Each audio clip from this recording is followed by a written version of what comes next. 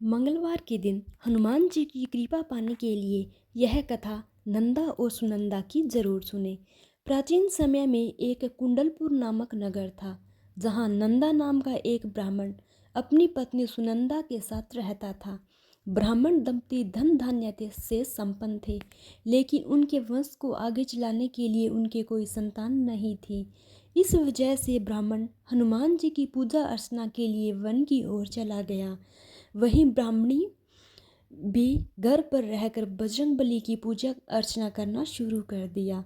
ब्राह्मण की पत्नी प्रत्येक मंगलवार व्रत रखती और शाम को भोग बनाकर हनुमान जी को अर्पित करती और फिर स्वयं ग्रहण करती।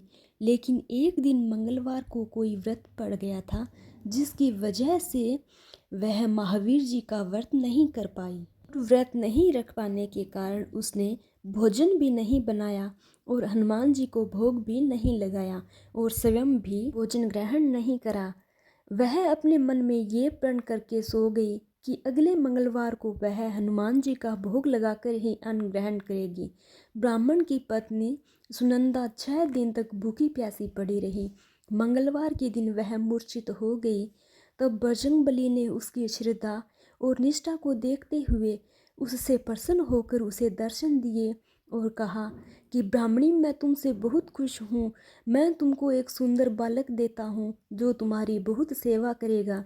और हनुमान जी अपने बाल रूप को दर्शन देकर अंतर्ध्यान हो गए। सुंदर बालक पाकर ब्राह्मणी बहुत खुश हुई। उसने बालक का नाम मंगल रखा। कुछ वक्त बाद ब्राह्मण जब वन से लौटकर आया तो उसने अपने घर में एक सुंदर बालक देखा तो अपनी पत्नी से पूछा कि यह बालक कौन है।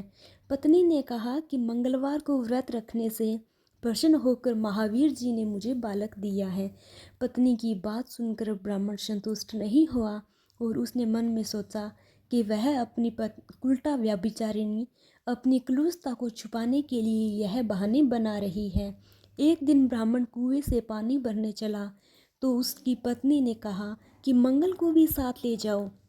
ब्राह्मण बालक को अपने साथ ले गया, लेकिन जब वापस लौटा तो बालक उसके साथ नहीं था, क्योंकि पानी भरने के बाद मंगल को नाजायज मानते हुए ब्राह्मण ने उसे कुएं में डाल दिया। जब ब्राह्मण की पत्नी सुनंदा ने मंगल के बारे में पूछा तो ब्राह्मण जब तक कुछ बोलता तभी मंगल मुस्कुराता हुआ घर आ गया। उसको देखकर ब्राह्मण आश्चर्यचकित हुआ। उसी रात बजरंगबली ने ब्राह्मण को सौंपन देते हुए कहा कि यह बालक मेरा बाल रूप है और तेरी पत्नी की भक्ति से प्रसन्न होकर मैंने उसे वरदान स्वरूप दिया है। तुम अपनी पत्नी को उल्टा क्यों कहते हो? यह सुनकर ब्राह्मण बहुत खुश हुआ और ब्राह्मण दंपति सुखपूर्वक अपना जीवन व्यतीत करने लगे। इसलिए जो मनुष्य मंगलवार व्रत कथा को पढ़ता है या सुनता है और नियम से व्रत रखता है, उसके हनुमान जी की कृपा से सब संकट दूर होते हैं और सर्व कष्ट दूर होकर वह सभी सुखों को प्राप्त करता है।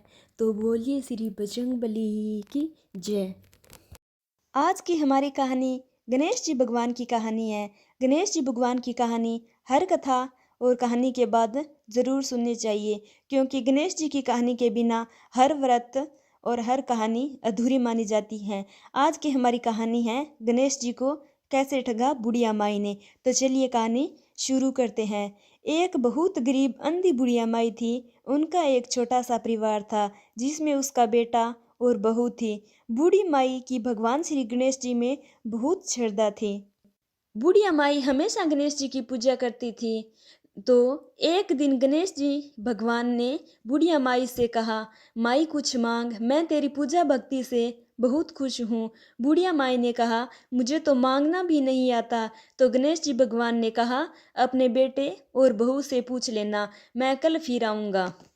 उसके बाद बुढ़िया माई अपने बेटे से बोली, आज मुझे प्रभु विनायक बाबा ने स्वयं दर्शन दिए और उन्होंने वर मांगने को कहा है। मुझे तो पता नहीं क्या मांगना चाहिए, तो तुम दोनों ही कुछ सोच समझ कर बताओ क्या मांगना चाहिए, वो कल फिर आएंगे। बेटे ने कहा कि माँ धन दौलत मांग ले। और फिर अपनी बहू से पूछा तो वह बोली कि सासू जी, हमारी शादी को काफ़ी समय भी हो गया है और आपको भी पोता चाहिए, तो क्यों न आप पोता ही मांग लो।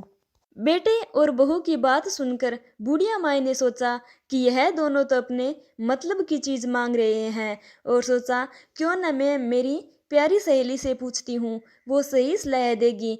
पड़ोसन से जाकर पूछा कि मुझे विनायक जी ने कहा है कि कुछ मांग।